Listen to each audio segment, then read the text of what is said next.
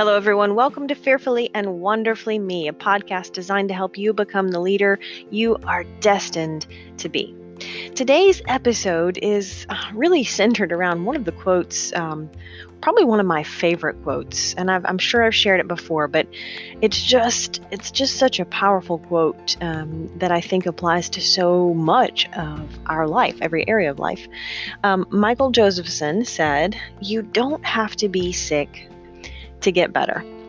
And so much of the time, I think when we focus on ourselves, we tend to focus on what's wrong with us, right? We think about, I need to do this better, or I need to fix this, or I don't like this about myself. And that's okay, because that's a perspective of growth. But I want to make sure that we come at that from the perspective of, there's nothing wrong with me, but I don't have to be sick to get better. Right? That's a totally different mind shift from I'm a bad person, or I'm a mistake, or I make mistakes, right? There's a totally different mindset from there's something wrong with me to I don't have to be sick to get better. And that's kind of a fundamental concept of self-worth. And, that's where the whole concept for Fearfully and Wonderfully Me comes from Psalm 139:14 that says, "I will praise you, for I am fearfully and wonderfully made." And, I've struggled with that over the years, right? I know a lot of women have struggled with that at some time or another. In fact, if you tell me that you've never struggled with that, I don't know if you're being honest with yourself, even if you're being honest with me, because I think we've all had those thoughts sometimes of I'm not good enough, or I'm not smart enough, or I'm not skinny enough, or I don't look attractive, whatever it is. I think we've all struggled with that at some time, and thinking that, man, there's something wrong with me. And so we're almost so hard on ourselves. It's like we don't really believe that we are fearfully and wonderfully made. It's kind of a paradox when you think about it. The paradox of being human is that we are created in the perfect image of God, yet we aren't perfect, right? We make mistakes. We're human. But God doesn't create mistakes, only miracles. But I know I don't walk around every day feeling like, I'm a miracle, right? You probably don't either. The funny thing is that when we see babies are born, we call that a miracle, right? A new life, a new creation. And we don't just age out of being a miracle. We still are that miracle that God created.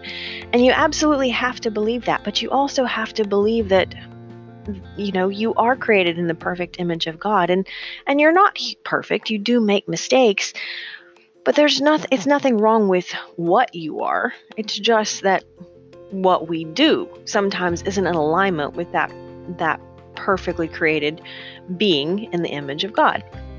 So stop and think about that for just a moment. Sometimes we think, almost subconsciously, well, God creates all of us and in his image, and we are miracles, but maybe he was just having an off day when he created me, right? I know I've struggled with that. There's something wrong with me because of whatever. A lot of times we take a fact or an experience or something that happened to us, or something that someone else said, and we use it to beat ourselves up, and then we start to embrace the fact that there's something wrong with us. And that's a problem, because here's the thing: we cannot step into our potential in any area of life as long as we are subconsciously embracing that we're not good enough, or we're not worthy enough, or that we're not the miracle that God created. And that's a fundamental mindset shift that we have to be able to wrap our arms around it and get really real about it before we can overcome it. A lot of times we have insecurities, and they may be related to social or mental or even spiritual. We all have some insecurities, and the problem is when we let those securities start to define us. And so there's a balance there of realizing that, I'm, perfectly created in the image of God, but I'm not perfect. I'm human. I'm going to make mistakes. I'm going to do things that I wouldn't have done, or don't do things that I should do. That's just the paradox of being human. And there's nothing wrong with that. The mindset shift is realizing that we make mistakes, but we aren't created as a mistake. And then realizing that we don't have to be sick to get better. Mac and I love to share the analogy. I've probably shared it with you before. You think of the number one top athlete in any given sport in the world. Number one athlete out right now in any sport in the world. They're out practicing to get better, right? They're working hard, they're training, they're conditioning, they're eating right. There's nothing wrong with that athlete. They're at the top of their game, the top of their sport, but they're out trying to get better.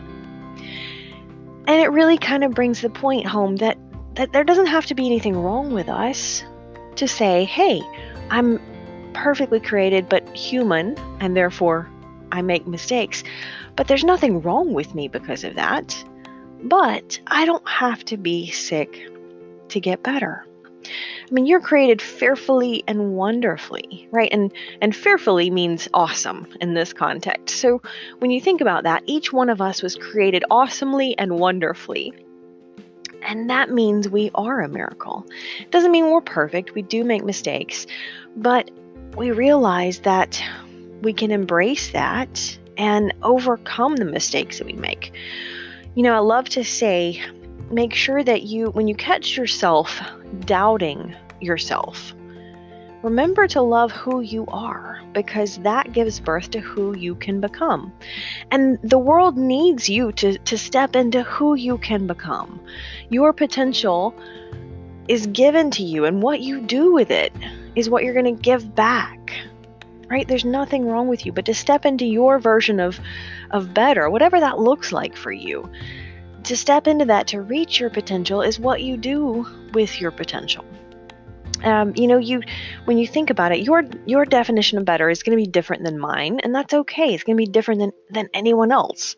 You don't have to be sick, but you can get better. Whatever better looks like for you.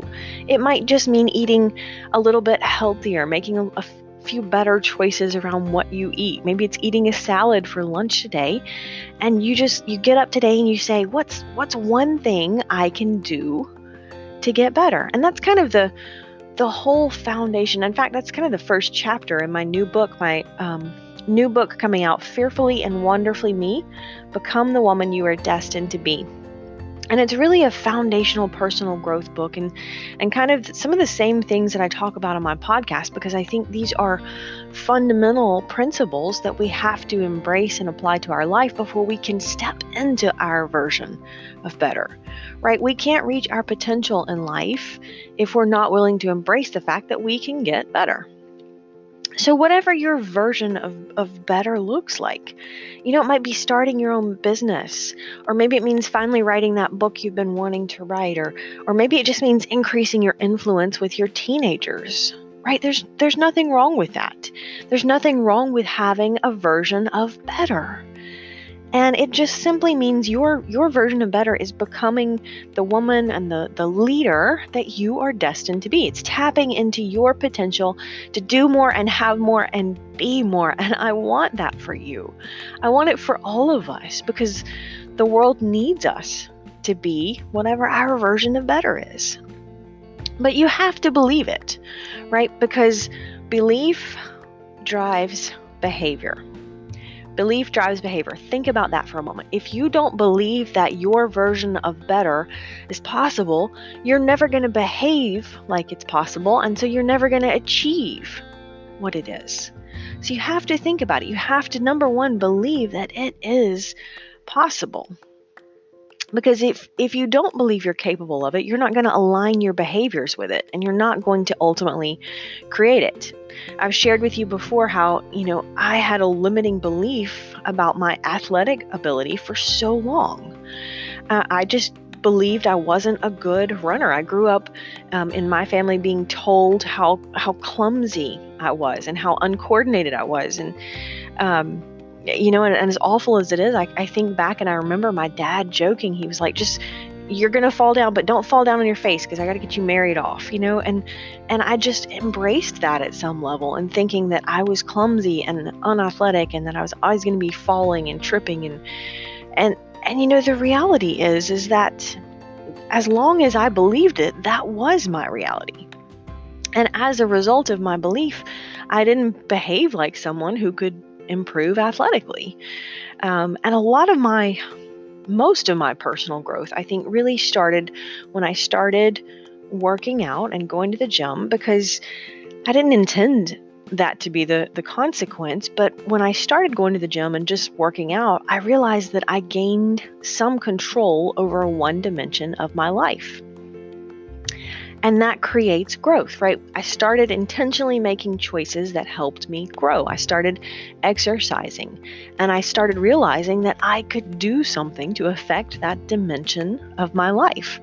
And the cool thing is for all of us, is that when we grow in one area of life, we start to grow in other areas of life too, right? You cannot grow to your potential or towards your potential in one area of life without starting to grow a little bit in other areas. And so for me, that's really the first step. Was I started gaining some control over just one little dimension of my life. Just 1 hour, 3 times a week going to the gym started to help me grow, even just a little bit.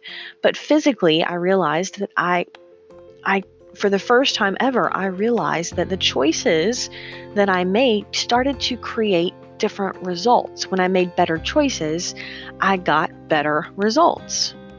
And that seems so simple now, but back then that was like an incredible light bulb moment. And I didn't even really have a light bulb moment. It just kind of started to gradually turn on, like one of those lights that fades in and fades out, right? It just started to fade on. But think about that, because it's the same for any of us in any dimension of life, whether it's physical, whether it's mental and emotional, whether it's relational or socially. When we start making better choices, we start getting better results. You want different results in life, you got to start thinking about what choices can I make, do I need to make to start getting different results. And for me, as long as I believed I wasn't ever good at running, I never made the choices that would help me be good at running.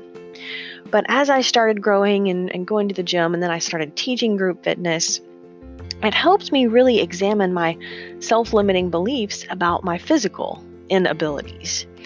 And in 2010, I thought, well, I want to start running. And so I hired a running coach, and I got better at running. And in 2011, I ran my first marathon. Now, I wasn't really good at that time. It wasn't very impressive. It took me more than 5 hours to make it to the finish line, that first marathon.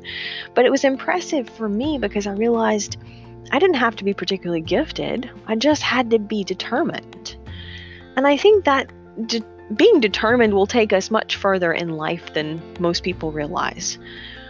Because it's only failure when we quit. And a lot of times we try something and we're not very good at it, so we quit. Now, there's a time to realize you're not very good at something. And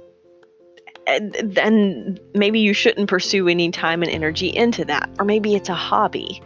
But a lot of times we step towards our potential in life or towards our calling in life, and we're not very good at it, and we quit because we're not very good at it, right? So the first time I started doing any speaking, I wasn't very good at it. I almost want to go back to those audiences back in the first few years. It's been probably six years since I started actually doing any speaking. And I want to go back and apologize to those audiences because I wasn't any good at it back then, right? But I didn't let that stop me. I just worked on getting better at it. However, if I had taken up singing, for example, I'm not particularly gifted in that area.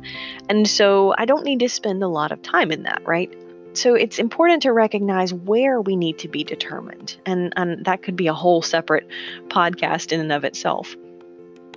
But 2 weeks after that first marathon, even though I wasn't, really good at it, I wasn't super fast, 2 weeks after that first marathon, Mac and I started mountain bike racing. And I really kind of just put running aside because, number one, that first marathon was really tough. In fact, I remember crossing the finish line and saying, I am never going to do that again.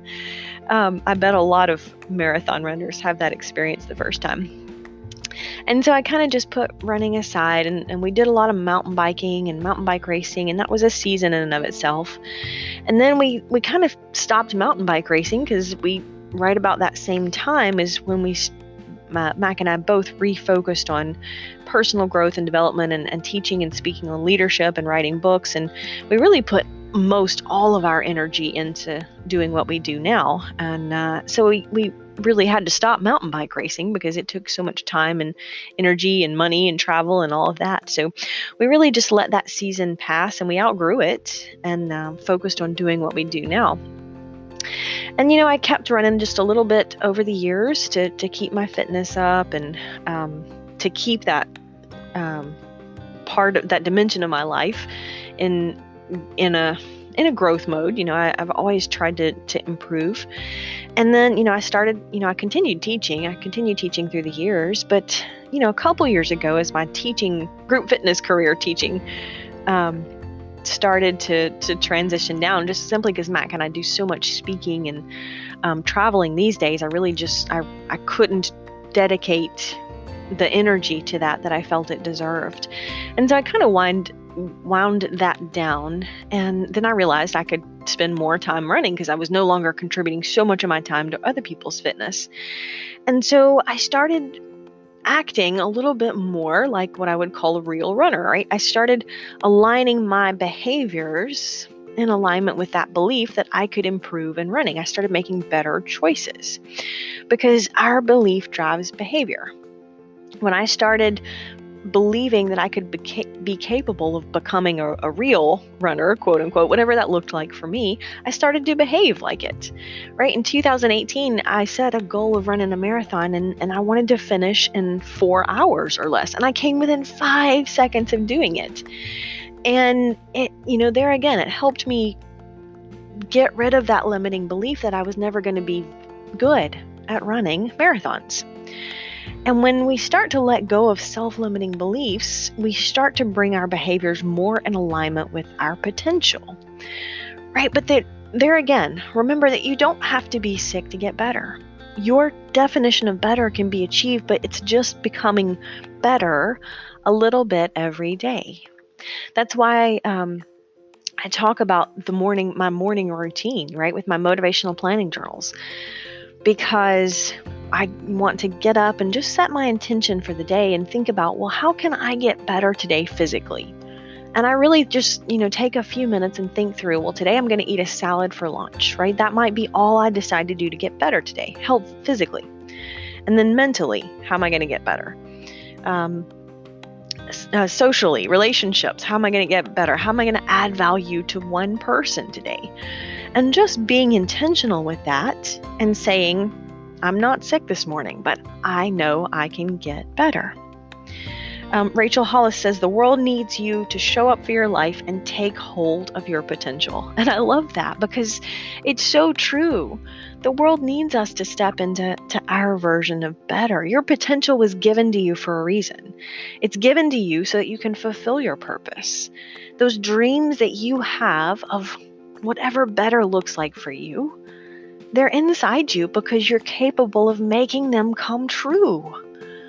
And so then the question is just, who do you want to become? What does your definition of better look like in your life? Whether it's running a 5K or losing 5 pounds or just exercising more so you can be around for your grandkids. Or maybe it means, writing your story and sharing that with the world because somebody needs to hear it.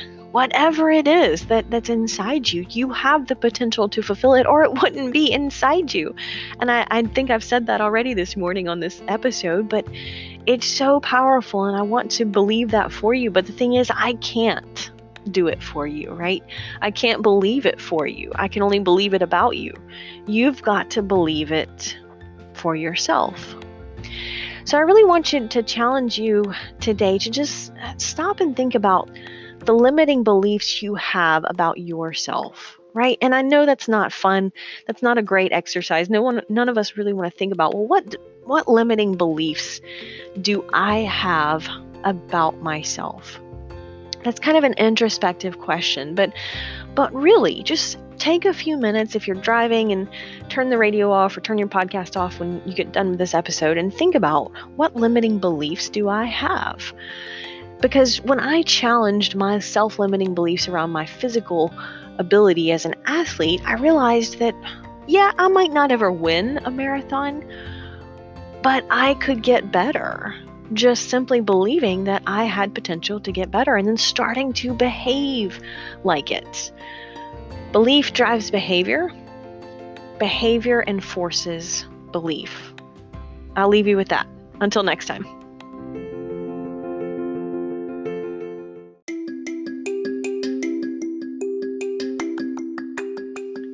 Hey friends, I just wanted to share with you, I am so excited about my most recent project. My next book is coming out next week, Fearfully and Wonderfully Me, Become the Woman You Are Destined to Be. I am so excited about this book because it shares some of the foundational mindset principles that I know I've applied to my life to find just tremendous success in going from where I was, at 19, being a sex abuse victim and trafficking victim, to where I've come from and where I am today, from speaking at the United States Capitol this year to being on the TEDx stage. And when I think about it, this book really has the principles that I've applied through my life to shift into a mindset of believing in myself, so that you could apply these principles to your life, believing in yourself and your potential, embracing your self-worth and overcoming limiting beliefs, increasing your influence personally and professionally, and achieving your goals and achieving that mindset of success, because I think that that's powerful. Any one of us have dreams of improving some area of our life. And these principles that I've shared in this book will help you do that. And it's one of the reasons I get so excited about projects like this, is because I know that achieving better, whatever that looks like for each one of us, is possible. So super excited to share with you. This book is launching next week, and you'll be able to find that. If you want signed copies, you can pre-order those now. Head over to my website, or of course, if you're a member of Amazon Prime, you might prefer to get it from Amazon, but there you go. Look for Fearfully and Wonderfully Me, Become the Woman You Are Destined to Be.